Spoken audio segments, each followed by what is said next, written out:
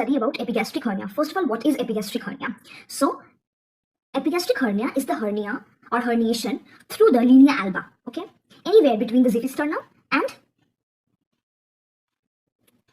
umbilicus. Xiphisternum above, xiphoid above and umbilicus below, okay? अच्छा, अब दो टाइप का एपिगैस्ट्रिक हर्निया होता है. One is false epigastric hernia, one is true epigastric hernia. तो false epigastric hernia is when the protrusion of the viscus is only through the extraperitoneal fatty tissue, okay?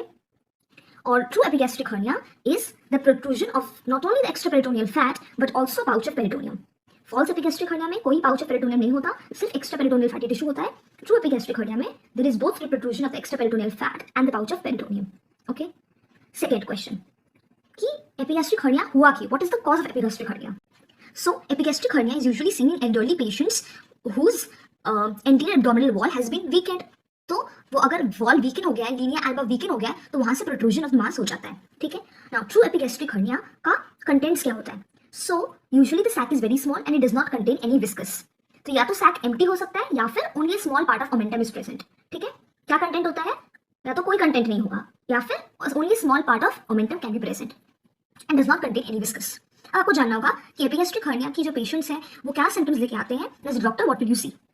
So obviously the patient will be saying that there is a swelling. और ये swelling कहाँ पे located है? Mid line of the upper part of the abdomen में located है. फिर जैसे swelling को describe करते हो, आप सब कुछ describe करोगे. Okay. The swelling is also associated with dull aching pain. Now the question is asked that what is the cause of this dull aching pain in case of epigastric hernia? So the causes are that there is a traction on the parietal peritoneum, number one, and second, this pain can be due to the strangulation of the contained omentum. मैंने बोला ना आपको, जो sac होता है उसमें या तो कोई विस्कस नहीं है या फिर ओमेंटम होता है. So strangulation of that omentum can cause pain, and there can be the traction of the parietal peritoneum which is causing pain. So patient का दो कंप्लेन होगा कि एक swelling है midline में और दूसरा वहाँ पे dull aching pain हो रहा है.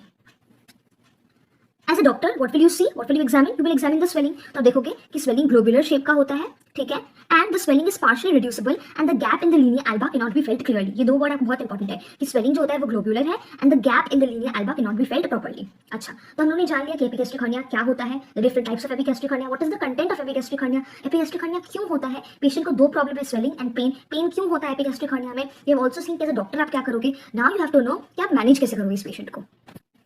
So first of all, as the patient is having pain over the swelling, there is definitive epigastric hernia. और मैं क्या करूंगी, मैं सर्जिकल ट्रीटमेंट पे जाऊंगी क्योंकि पेशेंट को पेन भी है और पेशेंट का एपिगैस्ट्रिक हर्निया भी है. So obviously will go for surgical treatment. But before going for surgery मेरे को पता है कि एपिगैस्ट्रिक रीजन में पेन और भी दो तीन रीजन की वजह से हो सकता है, तो मुझे उसको एक्सक्लूड करना पड़ेगा. क्या क्या रीजन की वजह से हो सकता है? पेप्टिक अल्सर की वजह से हो सकता है. So I do upper GI endoscopy to exclude any peptic ulcer disease. I will also do a USG to exclude कि कोई गॉलस्टोन डिजीज है कि नहीं. उसके बाद मैं पेशेंट जब मैं कंफर्म हो गई हूँ कि हाँ वो एपिगैस्ट्रिक हर्निया ही है, then I will do the baseline investigations to prepare the patient for surgery कि वो fine and fit है कि नहीं anesthesia surgery के लिए. Now I will do the operation. What I will do anatomical repair of the defect. जैसे normally हम लोग कोई भी hernia के लिए Lichtenstein tension free hernioplasty करते हैं, इसमें भी मैं वही करूँगी.